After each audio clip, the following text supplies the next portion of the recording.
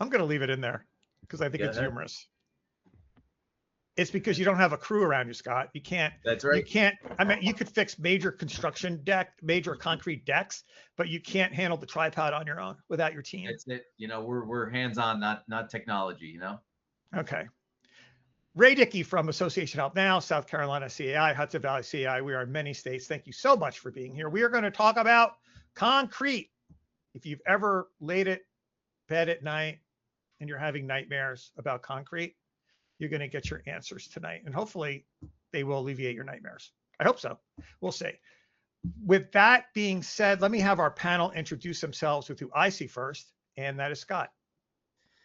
Yeah, thanks, Ray. So, hi, everybody. My name is Scott Baryiewski. I'm the owner of South Shore Construction. We're located in Roselle, New Jersey, and we perform building facade and parking garage repairs throughout the state of New Jersey, Pennsylvania, and New York. And we work with property managers, building owners, and design professionals throughout basically the tri-state area.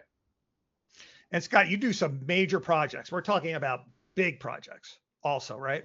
Yeah, absolutely. I mean, we do projects of all sizes from, even a few $1,000s up to millions of dollars in single projects. And, we do everything from, maintenance work to large structural restoration. Okay. Tanner. Thanks for having me, Ray. Tanner Oldenburger, Reserve Advisors. I'm our VP of Engineering, and Reserve Advisors does reserve studies nationwide. So after Scott executes and does the projects, we're analyzing and forecasting to help associations prepare for their next projects. All right. I have to mention one thing right off the bat. Scott, have you noticed how much nicer Tanner's office is compared to your office? Do you think that's normal for like a concrete guy like yourself not to put any effort into his office? Because it appears you put zero effort into your office. Yeah, well, you know what? Listen, they're guys that are, primarily office based, and I'm a lot in and out in the field, so it makes sense to me. All right. Well, we'll leave it at there, Tanner. I don't know what he was really kind of saying. I think he's saying that you're behind your computer all day and he's out in the dredges doing the concrete. He's not wrong either. So, all right. So I thought I would start off with some early warning signs. And I grabbed a bunch of questions in advance here. So what are the top, if you are here for CEUs today, you need to follow our instructions. So this is going to pop up and you need to use your question feature. Find the question feature. You need to be in our GoToWebinar system if you're here for CEUs. If you're just watching on YouTube and you don't care about CEUs, it doesn't matter. If you're on the GoToWebinar and you want CEUs, in order to keep CAMICB happy, and I want to keep them happy, you need to utilize your question feature and just write in CEUs or I need CEUs. And I'm going to ask you to do that a couple more times during the program. So if you need CEUs, pay attention. If you don't, maybe you can relax a little bit. And what are the top 3 early warning signs managers are walking past every day in garages or facades? Scott. I think a couple things would be cracks, right? If you're seeing cracks in the floors, the walls, and the ceilings, that would be one thing. Another thing is leaks. Just seeing leaks happening in your parking garage, right? That's something that you should be looking at and saying, why is this leaking? Because it shouldn't be, and it wasn't once upon a time when it was built. I would say another thing would be rust. If you're seeing steel rusting, it's a sign that it's starting to have some issues. So, I mean, there's more than 3, but those are the first ones that come to mind. Tanner, some people may think, well, that's such an easy question, right? Those are such obvious signs that there's an issue. But Tanner, I see the photos that Scott puts on his LinkedIn account. They are horrible. When he's called in, it literally looks like these garages are going to fall down. Why do you think that happens in our industry? Why do you think people walk by these issues all the time, yet a phone call is never made? Yeah, I just because these things don't happen overnight generally. Sometimes you do have a big spall that you'll have loose concrete that lands on a car on the ground. Obviously, that's, call an engineer and you get that fixed. But sometimes you have a crack that starts as a 16th inch and then turns to a quarter and then it's ½ inch wide. And those things can grow and exasperate, not overnight, but over the periods of weeks and months. You can have a leak that's a small stain that grows that over time gets worse and worse. So it's people getting used to walking by these conditions, and as they slightly worsen, that's when the issues start to happen. Interesting. I never had anybody put it that way. So they sneak up on people. Like you don't They- notice it because you get used to it. Generally, that's what we see is, or another thing too is it's covered up. Sometimes we see water get into garages, and we'll see gutters put up, or some metal panels to have the water diverted somewhere else. So you're hiding it and almost avoiding the issue. And then you pull that gutter down, and lo and behold, the concrete's not in great shape. So sometimes it's hidden behind site as well. So Scott, what does a cheap fix look like? I mean, I also see a lot of your photos where it looks like some previous contractor has been out there and it just doesn't look good. What's the difference? How can we tell if something's a cheap fix? I mean, so some of the cheapest fixes are related to just regular sealant maintenance, right? So sealant meaning like caulk, right? So there's caulk around all different sorts of transitions, around drains, floor to walls, different things like that. And so that's actually pretty inexpensive to replace and maintain. You probably have to do it, it varies, but let's just say an 8 to 12 year range would be a reasonable time to do it. That's the easiest way to maintain your garage and keep water out of certain places, but most people don't do it, which leads to your more expensive repairs down the road. All right. So Tanner, I'm going to be curious if you and Scott give me the same answer. Okay. A manager gives you 10 minutes on site. You're looking at a parking deck. What are you going to look at first, Tanner? I'm looking at the main structural components, beams and columns, areas of the most traffic. And again, what we talked about earlier, if I see an exposed rebar or large cracks, that's where I'm going to spend the majority of my time. How about you, Scott? You got 10 minutes. Where are you going to head first?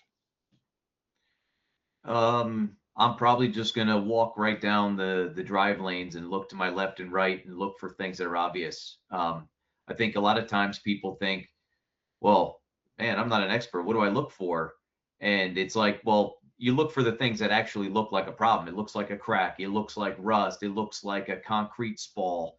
It looks like something that may have moved, right? So, I mean, the problems are actually very apparent. Now, you might not know how to fix it or to what level the repair it is at that time, right? That needs a professional, but to just identify it, it's whatever you see visually that looks incorrect, it probably is. Scott, how often are you called to a site by a manager who says, oh my gosh, Scott, look at this. In the meantime, you see something that's 10 times worse? That's probably 50-50. Usually when there's one thing that's like really bad, it's not an isolated incident there. I mean, there's other problems that are occurring. Like if you have like a really severe condition, there's other severe conditions that are there.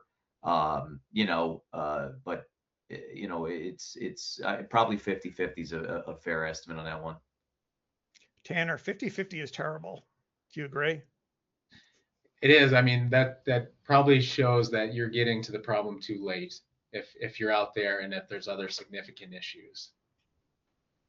So, Scott, what is a misleading, it looks fine condition that it actually isn't fine?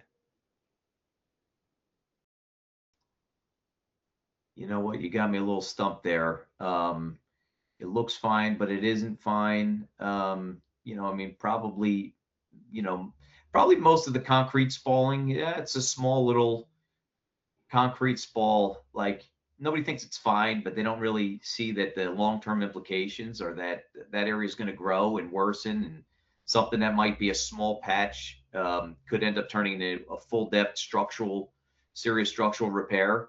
And so it's more so, not being worried about it up front and not taking care of it while it's a small minor repair and waiting until it's a big problem before they realize that they need to attack it. And now not only is it more disruptive to repair, but obviously more costly.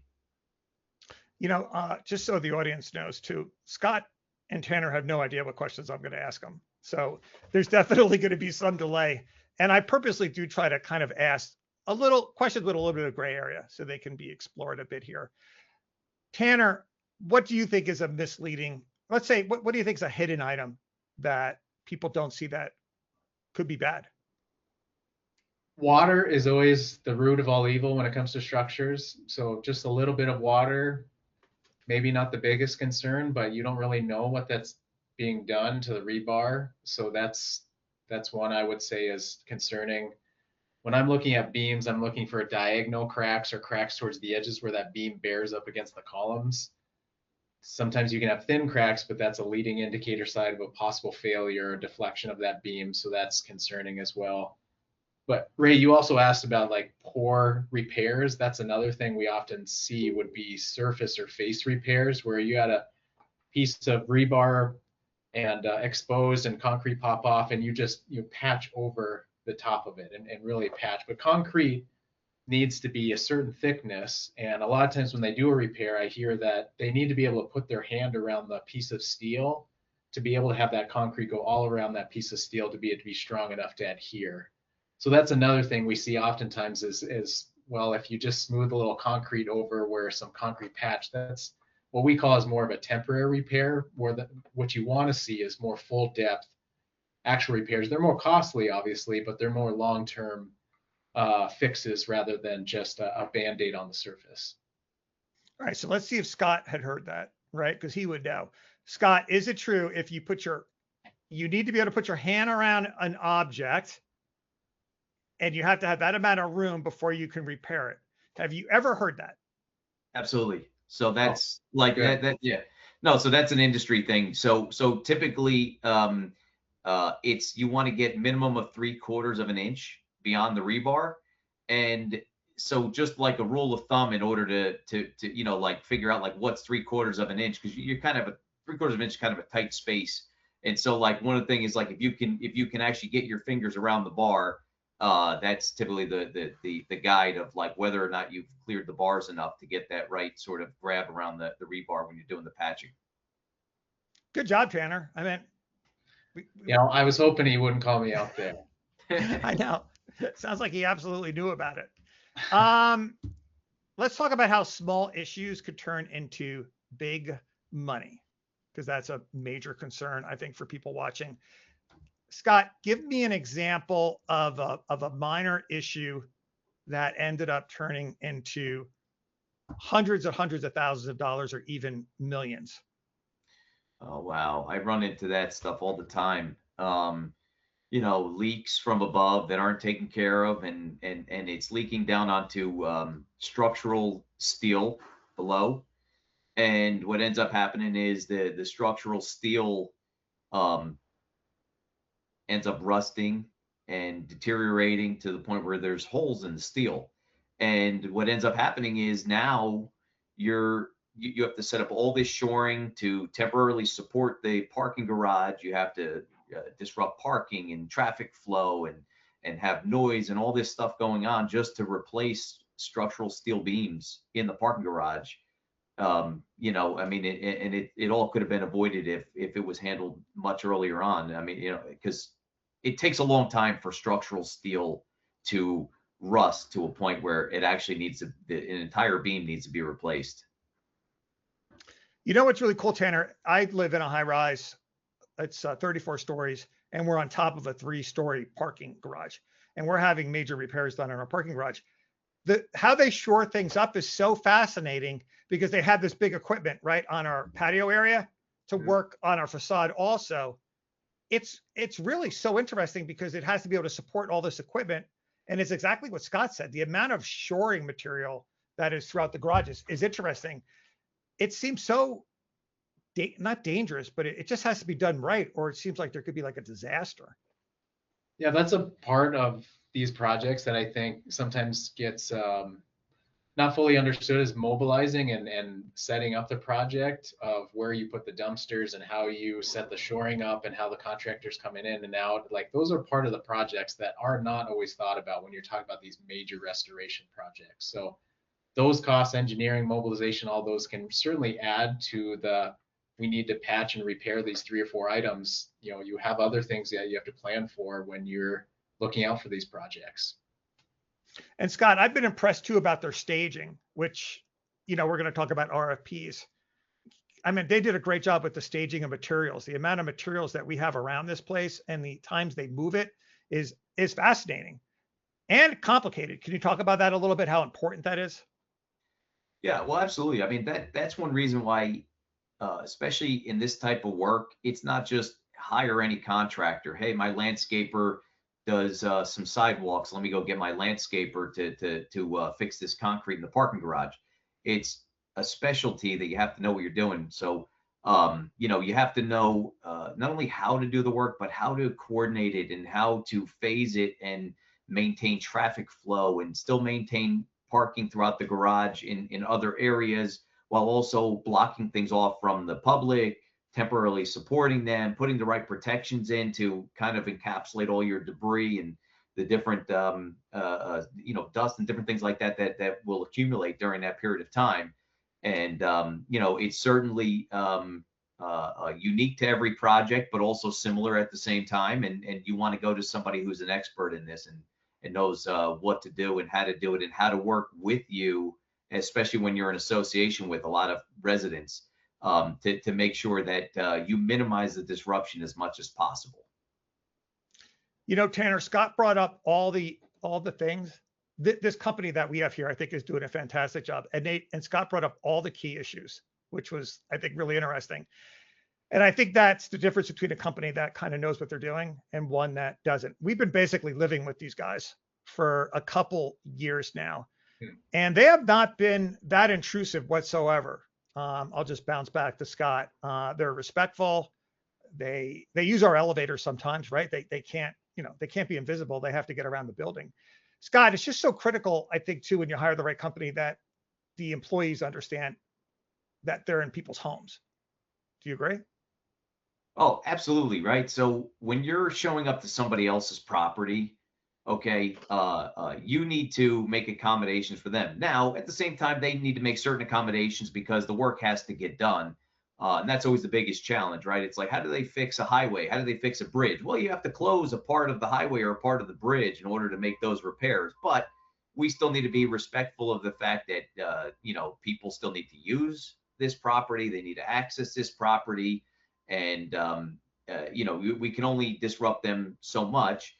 But even going back to a previous point that I made about hiring a contractor who specializes in this type of work, even inside of this niche work, there's still a difference in the level to which certain companies perform.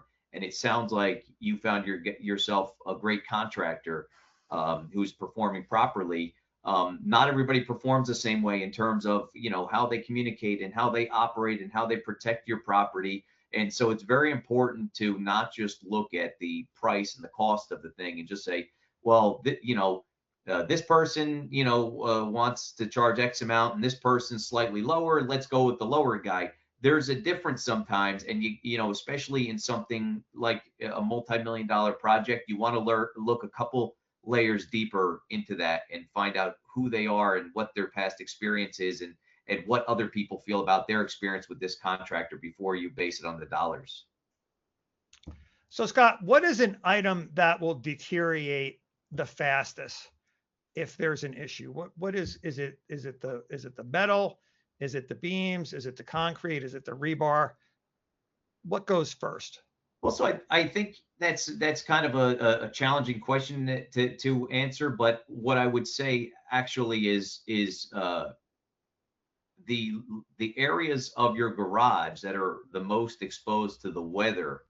So typically a top deck, there are parking garages that are built differently where different sections, even on different levels, could be exposed. But anything that's exposed to the weather the most, to sun, to rain, to snow, to lots of de-icing salts and things like that, those are the areas that are going to experience the most deterioration. And then inside of that, whether it's the concrete or the steel or drains, that caulk, that's a dogfight. Tanner, what do you think? What items do you see that just deteriorate the absolute fastest? Well, it depends on where you are. I agree with Scott. It's if you're up north where you have freeze thaw and de-icing salts, or if you're on the coast where you're exposed to salt air and corrosion can happen faster. So it kind of depends on where you're in the country. And I would agree with what he said is whether your garage is enclosed or if it's open to air, how much traffic it's getting. There's a number of factors that come into play of you could have a top floor that gets very little traffic and an entry level ramp or expansion joints that's just getting pounded constantly with the amount of traffic. So it as a typical engineer answer, it depends on what's getting the most wear and tear and exposure. I'm trying to see if I could get different answers out of you guys It's because I feel like what's that? You're pin us against each other. No, I don't want to pin you against each other, but I think it's an interesting dynamic, right? Because you have the engineers, you guys are basically, you're doing stuff on paper, right? I know you get out in the field and then Scott has to put it all together. And I know that there's going to be some, I don't think conflicts are the right word, but some common characteristics that come up all the time between engineers and contractors. So, but that's kind of what I was getting to, but not pitting you guys against each other. Because you basically do two different things, but the same goal. Scott, is that accurate? Yeah, absolutely. I mean, so, I harp on three main things, that are the keys to a successful project, right? And something that my company excels at, which is communication, coordination, and cooperation, right? So I call them the three C's, or collaboration. I'm sorry, not cooperation, collaboration. And collaboration is what we're talking about right here. Is we need to collaborate with both between ourselves and whoever the representative of the ownership is, whether it's the ownership themselves or it might be a property manager or something like that. And it's really the teamwork and good teamwork amongst all of us that make that go smoothly. And if there's a breakdown in any one of those parts, you start to see that the project starts to have like a little bit more stress tied to it based on a breakdown of one of the team members. Tanner, I think oversight is critical though. Here at our building now, we have multiple engineers involved overseeing this work also and assisting the concrete company and the facade work. I mean, it's absolutely critical to have additional oversight involved. Do you agree? Yeah, I mean, it's checks and balances. It depends on whether you're doing a $10,000 project or a $10 million project. But like you mentioned, is if the contractor and the engineer can't agree on a path forward, there's going to be issues there where the contractor is recommending more work, the engineer is recommending more work, staging or prioritization. They need to be in lockstep for that project to be successful. So if you don't have that, obviously that the engineer can write and scope up really anything. They could add a couple zeros to the end of the project, and the contractor can do that too. So if there's checks and balances of what's realistic, what can be prioritized, that can help in the favor of the association to make sure that no one's in control of the checkbook of the association. Here's a hard question, and I'm not trying to pin you guys against each other, and I'll start with Tanner. I'm really not. Who do you go to first? You see a problem, do you call your engineer or do you call a very qualified concrete contractor, facade contractor like Scott? Who do you make the call to first? I think if it's the first time, if it's the first time a project's been identified or issued, I would certainly go to the engineer. If you're engaged with a contractor that's already done work and knows the history of that, then it can depend on you going directly to the contractor and working through that because they're familiar with the building and they've already done repairs. But if there's been no plan set in place or no full holistic evaluation of the garage, I would recommend starting with the engineer. What do you think, Scott? And I'm not trying to pin you guys against each other. I think it's a legitimate question that people have. No, I think it's fair. I think it really depends on what the situation is. But I think oftentimes it can't hurt to go to an engineer because if the engineer sees it and says, hey, that's not such a critical thing, they'll turn you to over to a contractor and recommend, hey, that you can call up South Shore and South Shore will take care of that. So I don't think that they're gonna just try and run the bill up on you because if there's nothing there, there's nothing there. All right, Scott. So let me ask you something about engineers. I imagine Tanner's day, he gets in at 8 o'clock. He starts doing all kinds of things that require a stamp, and he's just stamping all day. Stamp, stamp, stamp. And every stamp is like ka-ching, like a cat, ka-ching, ka-ching, ka-ching. But then he goes home around 6 o'clock at night, and he's had a long day of just studying papers and using a stamp. Do you agree that, before we ask Tanner if that's true or false, do you agree with that, Scott? That he's just stamping away. He's reading and stamping and just looking at documents all day. Yeah, maybe, I mean, I don't know what his particular role is, but some of them have to make site visits to, do either inspections or, of ongoing projects or let's say, new projects. But, there's probably a lot of office time to compile all that together and put reports together and communicate it out to the clients. Oh, I think engineers are very comfortable all day. I think Tanner, if the air conditioning goes out, Tanner's on the phone immediately. Tanner, am I right? Am I wrong about the luxurious lifestyle of engineers? I wouldn't necessarily call it luxurious. Our company in general, we're about a third on site and about 2/3 in the office generally. My role is a little bit more, I oversee a lot more of the work now, but our staff is generally going to spend a couple of days on site every single week observing these items. But you also mentioned too, we do a lot of analysis and report writing as well. So it's not 100% site work, but that being outside part of the time is a big reason why a lot of people like working at our company. It's not just complete desk work, which those positions exist if you're in design, but if you're in the consulting side, you can spend a lot of time out on site. Okay. All right. So before I go to like concrete reality questions, things that people don't understand, let me ask you this. Tanner, this is what I see Scott's day like. He works super hard. I know his company like really well. He's super respected. He's got a great company. Don't get me wrong. He gets up early. He checks in with his guys. They get their assignment. But around lunchtime, he goes to some fancy steakhouse and he meets all the other concrete construction owners because there's a small, and they basically just order really expensive steaks and hang out at the steakhouse from like 12 to 2. Eventually, there's some kind of catastrophe at 2 o'clock he has to handle, not a catastrophe related to his work, but something related to the office, or a truck doesn't show up. And then they run back to the site and they tell the workers how hard they've been working. Tanner, am I right about what I think Scott's day is like? No, I don't think Scott's spending the afternoon at the steakhouse. It looks like he's probably going to the gym to get a quick workout during that time frame. But I think contractors are going to, especially if you work in cold winter climates, you get this small window a lot of times. Here in Minnesota, you get this small window. So you're going to have your down seasons, but you're also going to have your seasons where you're really grinding to be able to maximize the weather that you can work in. So I think this is Scott's probably busy season, so he doesn't get that 2-hour steak lunch. All right, Scott, who's right? Well, obviously you're right. I mean, we sit around and the part that you left out is that we're actually conspiring to control the pricing in the market. Yeah. And so that's what we basically discuss over our expensive bottles of wine.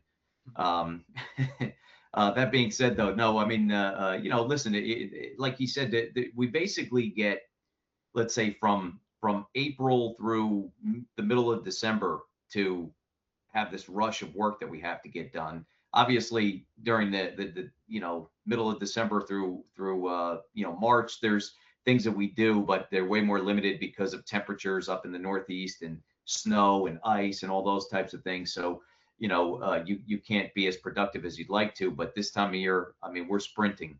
I'm on the phones early.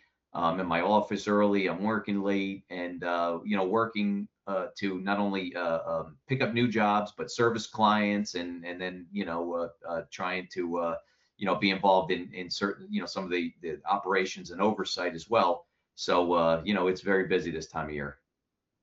Well, that's actually brings up an interesting question, because we talk about this a lot with like roofing companies. Don't call the roofing company out right after the tornado. You know what I mean? You're not going to have much luck. They're pretty busy. Is there a certain time of year that you would recommend, Scott, calling up? When is a good time of year for someone to call you for an inspection compared to a time of year that's maybe not going to be good? Oh, so engineers know this for the most part, and so they put the bids out, let's say, anywhere from December through February is like the most ideal time, because what that does is not only is it the most competitive pricing you're going to get, because whether it's myself or one of my competitors, we're hungry for work and you're looking to fill up your plate early in the year to make sure that you're going to have a busy and productive season. So it makes sense to do it during that time. And what that also does is it allows you time to evaluate and award the work and do all the planning. So once the weather does turn, let's say late March, early April, you're ready to start the project. If you wait until now to start getting the bids, now your project, by the time all the decisions happen, permits, contracts, now we're talking about May or later. So that's the reason why it makes sense to start early during the winter months. Tanner, that's why I'm glad I asked these ridiculous questions, because it actually brings up an item, and I appreciate you bringing that up about the time frame. I guess you see the same thing. I mean, Scott would know. There is a good time to call concrete contractors compared to other times. I didn't know that. No, absolutely. I mean, I completely agree with what Scott said. Jumping on these things early in the year, a lot of associations budget and have a long, busy year, and they get over the hump, and there's that breath into the new year. But a lot of times, if associations are proactive and they start planning their capital or their large projects for the year early on in the year, they're not trying to get those crammed in towards the end of the year. They get a jump on that, and they're not reaching out to contractors where they're already booked for the year. So it's being proactive with planning these and not starting it late in the year, I think is a good strategy for boards. What's the best time to call engineers? Anytime, day or night. I figured. I didn't think you guys were going to have a time of year that you guys were off. Okay. Water is the biggest enemy of structures. Is that true? Anybody disagree? Totally true. And is it water and freezing, Scott, or is it just water? I think it's water and freezing. I'd throw in salt as well. Salt's kind of an enemy for rust, but agree. Yeah, I mean, so to piggyback on the salt, I mean, absolutely. I mean, I'm working on a job right now that I mean, the concrete is in terrible shape. It's a precast deck, but the poured in place concrete is in terrible shape because the amount of over salting, right? And that's always like the battle that it's hard for people to manage. Is we want to make sure that we don't have icing, slips and falls, but then we don't want to have so much salt that it just lays there on the deck, and every time it rains, that stuff just you know, it dissolves into the water goes into the concrete and then causes problems with your concrete and your rebar. And one of the keys to dealing with that is something that almost nobody does, which is really to make sure that in the springtime that you rinse your deck off and you get all that stuff off of there. Most of the people wait till the April and May rain showers kind of just cause it to dissolve into their concrete, and then they have to call myself and Tanner to team up to go and repair their parking deck. You know what's interesting? I'm oceanfront, so our deck can get a lot of moisture in it. And I know at some point this year they actually salted, which is kind of rare because it was so slippery in there. But you know, Scott, they used a really weird material. It was something I never saw before. It wasn't salt. It was kind of like a foam, like pellet type of material. Are you familiar with that at all? I mean, I'm doing a terrible job explaining it, but. Yeah, I mean, it's actually the right stuff to use. I forget the name of the actual chemical. Tanner, you might recall it, but there are certain types of salts that are better and worse for your concrete. And you know, I mean, off the top of my head, it's escaping me, so I hesitate to provide the right type. But the thing is, there are certain types, like rock salt's really bad for your parking deck. So you want to look into that and make sure you're using the right stuff. It costs you more upfront, and you know, but it's going to save you more in you know, not having to repair your concrete. And a lot of times people can't see that you know, sometimes it's you know, a little bit more, you know, here you spend $1 to save $10. You know, Tanner, I could see a board not knowing that for sure, right? You got this concrete facility and you hire this landscaping company. How would you know? Like, I didn't know about this until I noticed this different material and they're going to lay salt all over. They're going to basically like kind of ruin your concrete. I think this is a big deal that people don't know about. Yeah, no, I completely agree. There's a number of items where you think you're doing, benefit to the building and structure, and ultimately it can cause other problems. So that's again where having boards, managers, and hiring experts to help you understand how to do maintenance is probably important for when you're talking about some of your major assets, whether it be your roof, your facade, or your garage. If you're doing something to maintain it, just making sure that it's doing more helpful to the structure rather than harmful.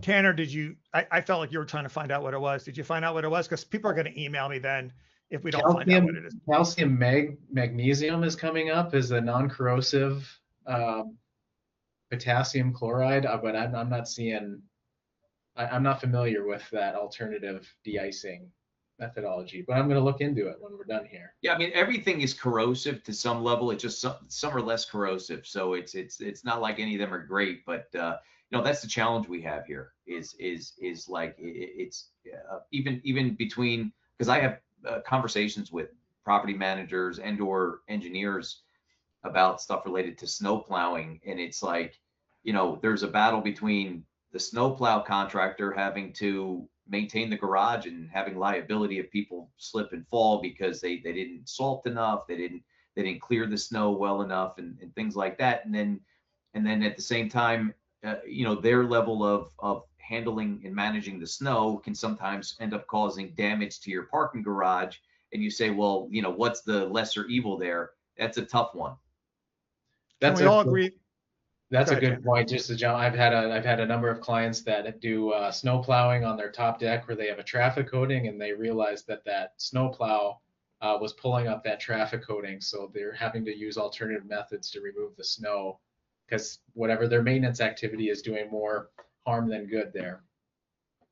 So Scott, is it safe to say that you're saying that snow plow guys are completely out of control and they're one of your best job generators? No, I know you didn't say that. Yeah, no, I mean, so you're making a joke, and I do sometimes joke with people like, yeah, I pay the snowplow contractors to mess up your parking deck because every year some percentage of my work is just based off of that. There's a traffic coating that I put down that I put it down in the summer or the fall of last year, and no matter what you send to the client about having rubber blades on your plows and being careful of not damaging expansion joints and things like that, ultimately there's some damage, and then in order to make sure that the system is performing properly, they have to come to me to repair it. And I actually have some work coming up this year related to that. So it's a constant battle, and it's always easy to say, well, just have the snowplow contractor be more careful. And it's like, yeah, well, on top of them being out there at 2 o'clock in the morning, and you saw some of the storms we had this year, 18 inches of snow, and they're visiting it numerous times, and they have many clients that they have to service, and we're trying to say, yeah, just move it very gently so you don't mess up our stuff. It's so hard. Who would expect a snowplow guy? First of all, he doesn't own the company, most likely, to be careful. Like you just said, he's out all night. He's probably exhausted. He's been up he's on his 30th cup of coffee. Who knows what else, trying to stay awake. And he's going to gingerly go around your parking garage so he doesn't scrape something. You're lucky if he doesn't take half the cars out while you're at it. I will say that it is tough on boards, though, because the material that the company used, the residents were annoyed because it tracked more inside the facility. So the board can't win. So sorry, boards. It's really hard. I found out why they use that material, but people were mad at the board, by the way, Tanner, because this material was tracked into the elevators because it didn't disintegrate like salt. But well, there you go. You can't win. Can't win. Okay. Reserve studies. What do people get? This is, by the way, audience, this is what Tanner does besides other things, or reserve studies. I cannot believe everyone must have a reserve study at this point, right? I mean, a parking garage is unbelievably expensive. Facade work, unbelievably expensive, right? Tanner, I would assume you're crazy if you don't have a reserve study.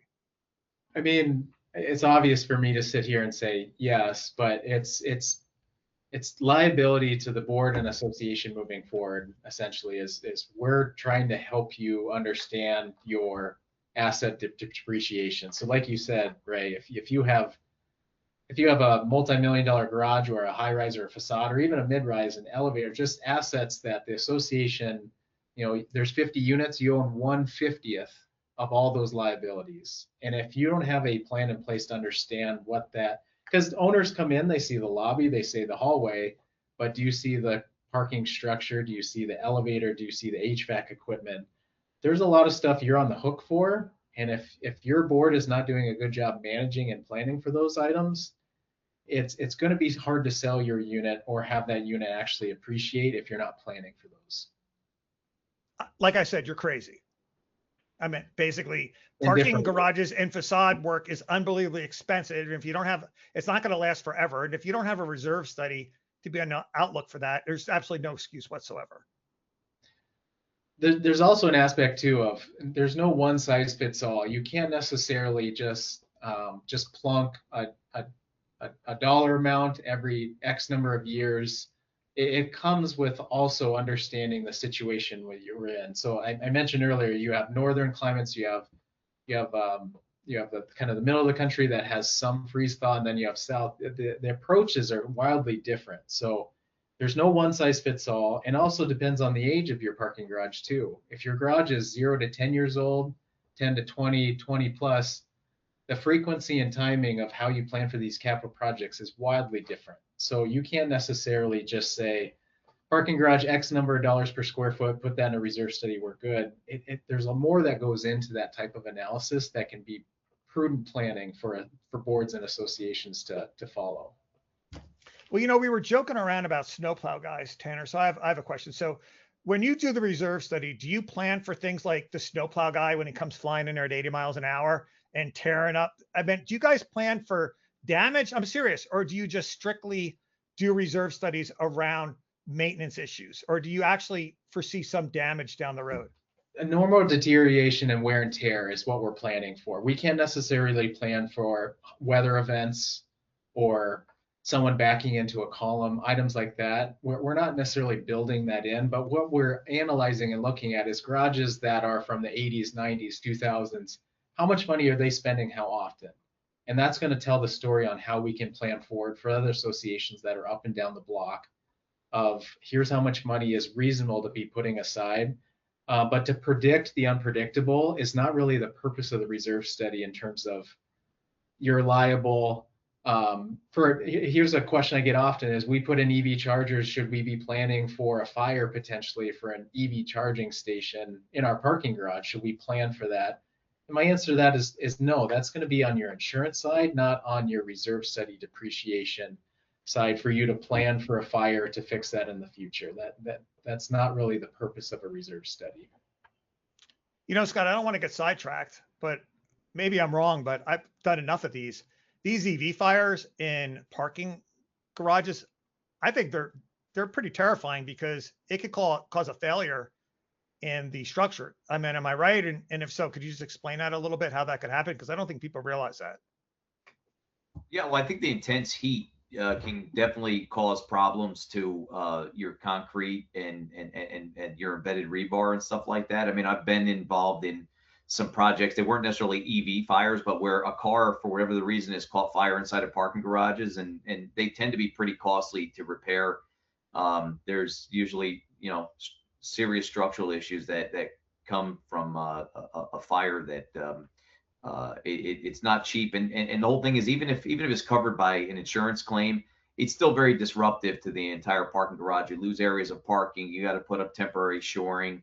And so it's both the cost and loss of parking and disruption to everybody. Tanner, I know high rises that are throwing electric bikes, telling people to get lost with their electric bikes now until they have the ability to work with the insurance company and set up fire prevention systems. Have you also heard that? Not the electric bikes, but I do know about the challenges with insurance and adding EV stations of having that potential liability of fires. So fully aware of it. But again, like the reserve study is to replace your assets, and your insurance is to plan for those unplanned events. So it's two different. And if you're budgeting for both insurance and putting reserves away for the unplanned, you're almost double budgeting for those types of events. Right.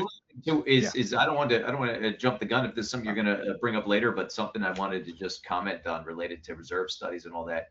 And you know, I'm curious if you've experienced this at your own project that's going on, but it's the lack of reserve study, and in fact the lack of reserves that causes some of the biggest problems throughout the you know, the properties, because the people don't have the money set aside for the projects, and they have to go out and get loans, and it delays everything, and probably causes some of the most you know, infighting internally related to people having to sign on to these loans for millions of dollars.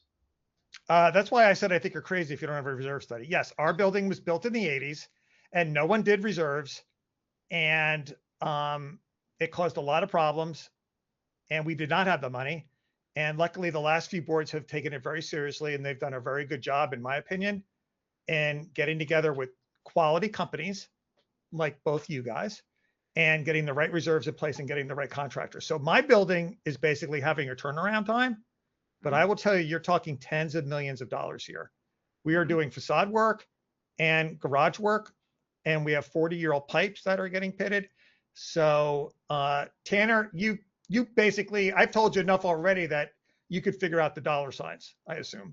Yeah, and I mean, if I had a nickel for every time I heard board members say, well, I'm not going to be here when that project happens, I would not be doing this job. And it's a common misconception of, I just bought this brand new condominium, look how bright and shiny everything is. In my point of view, everything deteriorates, everything needs replacement, and eventually nothing lasts forever. So if you have a board from day one that sets off reserves and starts planning and preparing and reserving, the building's going to have a long future of good health and not need that course correction. If you have a building that has decades of waiting for the project to happen and then looking to see if there's enough funds, almost a reactive stance, it's going to cause a lot of pain and heartache to the building.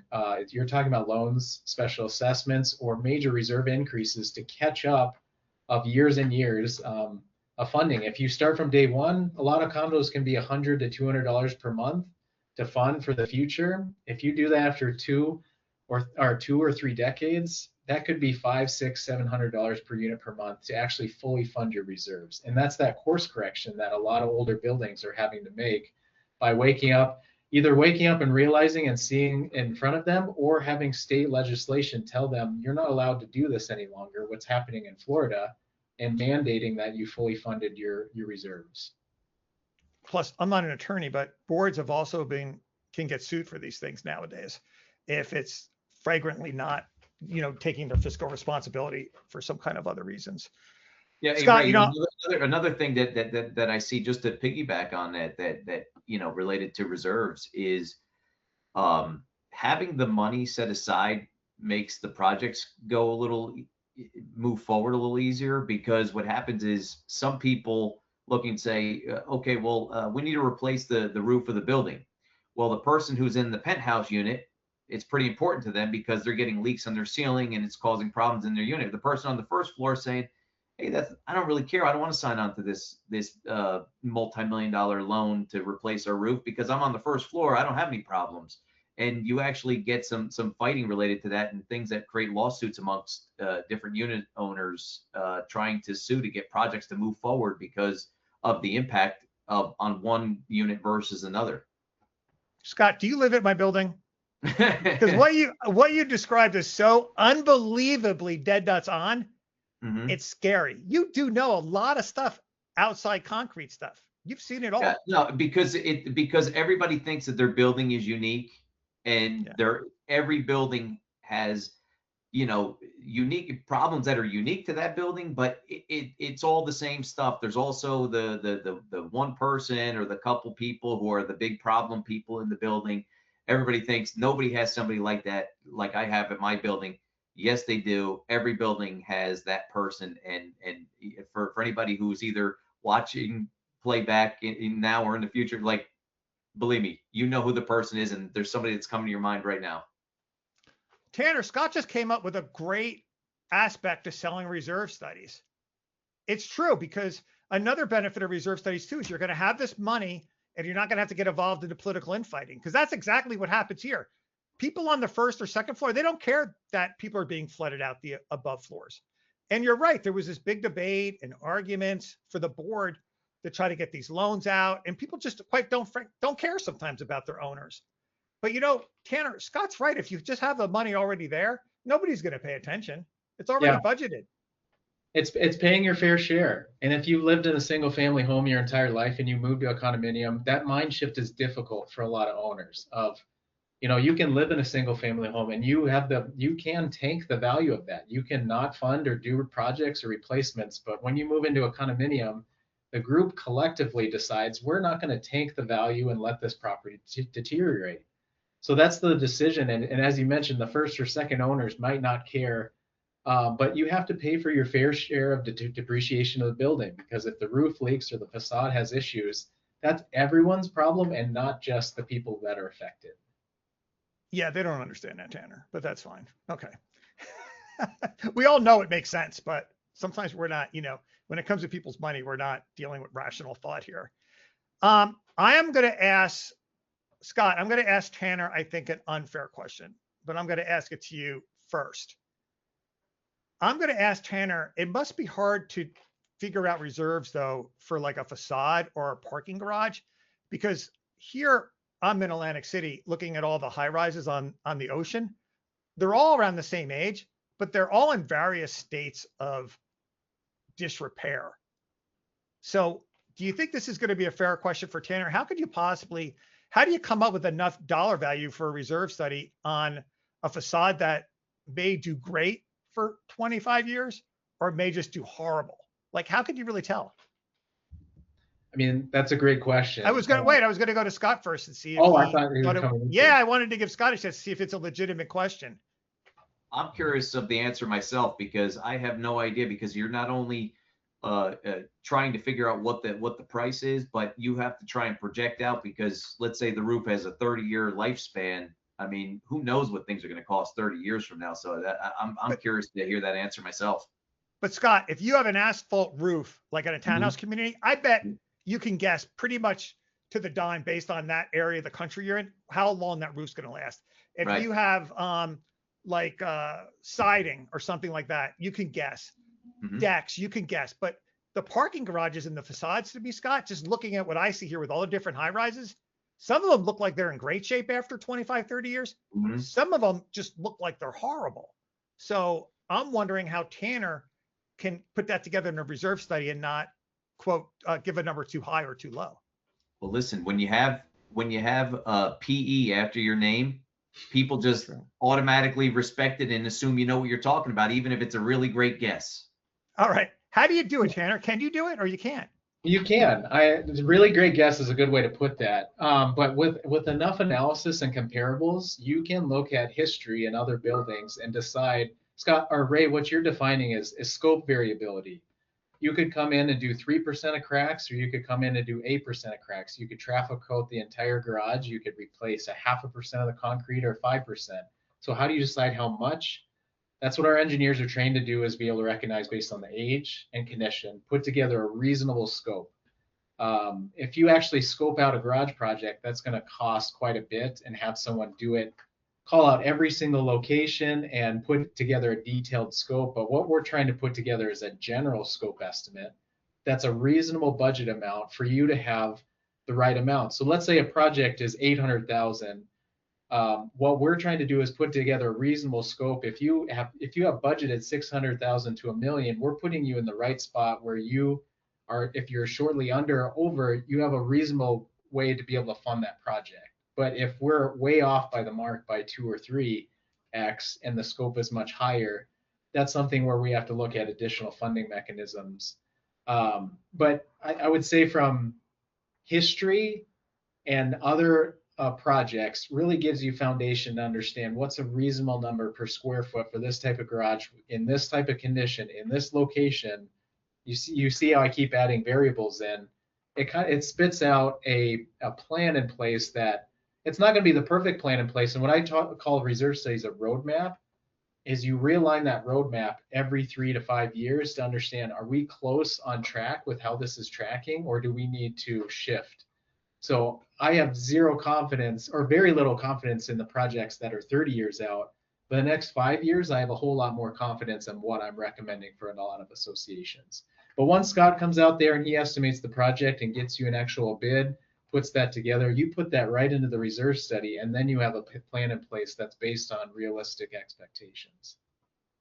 But I felt what you were saying, you do have a pretty good guess on 30 years out, though, at some point, because you're doing this in-depth analysis. I was actually really impressed by your answer, right? You're looking at all the environmental factors in surrounding buildings.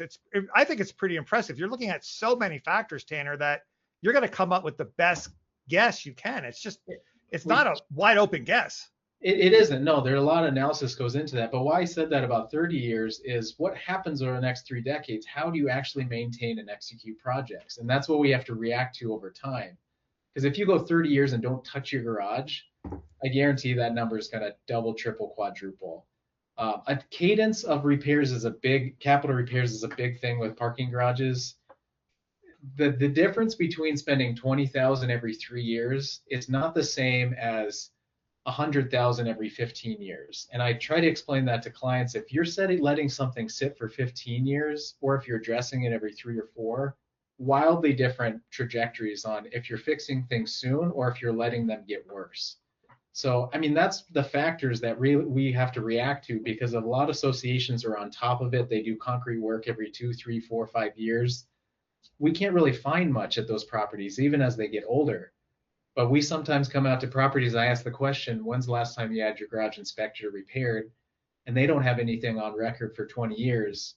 I know what I'm expecting to see when I go out to the property is going to be more exasperated and more significant issues. So timing and how frequent you do these is a big factor on how much these projects can cost. Do you ever tie a reserve study into a maintenance plan? Because it seems like they would go hand in hand. 100%. So if you have a maintenance plan or records that we can understand what you're doing, we can tie the reserve study into that. And for example, here in Minneapolis, the city requires a city inspection of elevated garages every year. So if we get a copy of that inspection report and that plan, we tie that plan directly into the reserve study, so it aligns with what you're being told by other third parties. Scott, it seems like a no-brainer, right? You have a reserve study done, but you also incorporate your maintenance plan out for the next 20 years, if you can do it that far out. And you're going to be in a much better position to be accurate with that reserve study compared to if you just basically just winged the maintenance for the future. And another thing, this would hold future boards theoretically also to this maintenance plan. Scott, what do you think? I mean, I think you're absolutely right, but there's a difference between having a plan and executing on the plan. And I think that's where most people miss is so there's a plan that gets put in place and it's like, okay, great, let's put that up on the shelf. And they never actually execute on it. You actually have to perform the maintenance work and be proactive in taking care of that stuff in order to keep your long-term expenses down, right? So it requires actively following the plan. All right, excellent. Okay, we got 2 minutes left. Let's do closing thoughts. Tanner, what did we not touch upon? I know I'm not leaving you a lot of time, but closing thoughts. From a reserve capital planning stance, I would just echo for these types of repairs. We didn't really talk about it much, but garages have this inflection point. And I did want to just mention is garages don't deteriorate the same amount every single year. Garages have this inflection point between 15 and 25 years where the level of deterioration can really go up. So that I always call the critical point between 15, 25, 30 years of a garage. If you can maintain that well, you can have that graph. Sorry, as an engineer, I have to use graphs and charts, but you can have that graph instead of going straight up of deterioration, cost, and repairs, you can maintain it and have that graph not steepen in terms of cost and repairs amount in the future. So there's this critical point where you want to catch the concrete, because if you wait too late and you're already on that curve where it gets steep, that's where Scott comes in and he gets to write a bigger scope of repairs, and that cost goes way up. And you can't necessarily pause it. So you're almost trying to pause the level of deterioration and not let it get past a point where it's gone too far and we can't catch up. So using how you were mentioning, Scott, goes to the gym. If Scott continues to go to the gym in the future, his decay will be much lessened. But if he lets himself go to 300 pounds, and then it's just going to very quickly fall apart. There you go. Great analogy there. Thank you. Scott. Yeah. So, for me, I think the couple key takeaways is number one, you want to perform regular maintenance and you want to tackle problems early before they grow into big monsters that cause major disruption in your building and mega dollars to fix. And the second key behind everything is also realizing that not every contractor is qualified to do this work, and not every contractor is created equal, even inside of what might be presented to you by an engineering firm.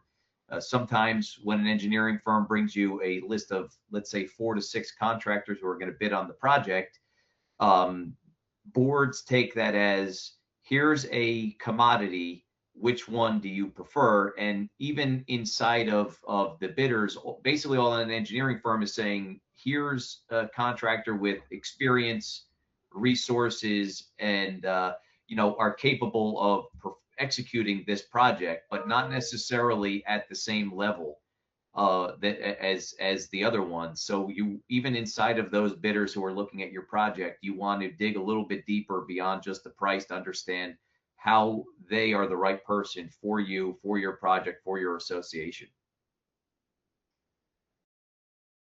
I think you want to dig really deep if you're talking about a multi-billion-dollar garage or facade project. Do you agree, Scott? Yeah, absolutely. I mean, money certainly matters to everybody. Everybody wants to pay the lowest price, but the lowest price isn't always what you see up front in that initial bid. Okay. Well, Tanner and I have a lot of work to do. Scott, I'm sure you're probably going to go to the gym or hang out with the other owners, I'm sure. Or you guys all have those speedboats, I'm sure too. You're probably getting your big long speedboat into the water, because I noticed you probably have something that says concrete at the back. Yeah. Cobra Concrete or something. What's the name of your boat? It's your building paid for this. Okay. All right. All right. Well, I thank you guys for being here, and thanks everybody for being here. Much appreciated. Bye, everybody. Take care.